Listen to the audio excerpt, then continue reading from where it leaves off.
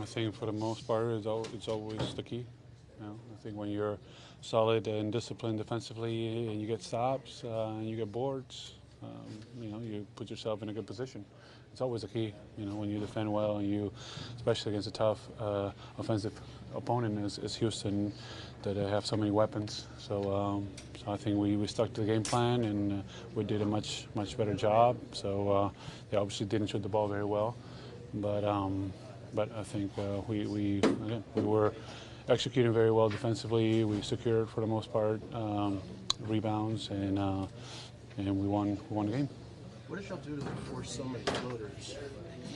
Well, we're just trying to take away the three as much as we can.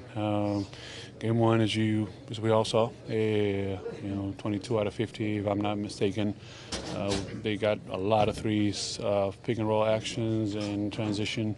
So we think we're doing a much better job executing offensively, which limits their transition, and then playing the pick and roll in a way that we're keeping the defenders of the shooters with them at home. So that's what we're doing. When you see LaMarcus in a rhythm like that, you're always looking to make that high-low lob. Well, we were tonight. We went a little more to it, which is a very positive thing, and and that's something that we need to continue to do more of. So just when we have an advantage in the post, try to seal in the lane and try to look high lows, work big to big, and it's not something that we had a lot of chances to do during the season. But I think if we are doing it at this point, it's great, and we're going to make it work. You guys got the bad news on Tony yesterday. What's the process like between processing that and then refocusing?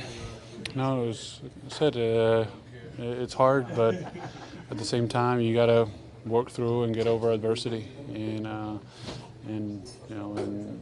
we understand how much Tony means to this team and what he brings to the table and how well he was playing for us in the playoffs, making huge plays at critical points and critical games, and he will be missed on the floor and off the floor because he's an emotional leader for this team. He brings a lot of poise, a lot of leadership, and but an injury occurred, and now you have to move on, and you have to play with the guys that you have, and you have to compete, and you have to bring it, and all the guys have an opportunity to play, and they have to step up and get the job done, and that's just the nature of this business. So I think tonight we did that, and we didn't allow the emotional hit of the injury of Tony affect us in a negative way.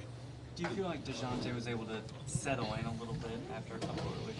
Yeah, a little bit. Yeah. I think after, as you said, the beginning, which is hard, right, with the tension, a point guard like Beverly getting into you, being physical, and I think then after that he was able to settle in and relax and play the game the right way and do what he was asked to do. Oh, given it's only the one game, but given the circumstances, how big was it to come out here and get the win tonight? It was important, very important, especially after losing our first game at home. It was important for us to, game 3, get the home court advantage back and get a huge win on the road. So now we got to build on the good things that we did. Do not get complacent, and get our rest tomorrow, and Sunday is going to be another battle. We got to bring the same type of effort, the same type of discipline, the same type of execution that we brought tonight, so we can go out and have a chance to win another game. And that's what we got to do in the playoffs. You focus every single game, and you prepare for every single game, no matter what happened the game before.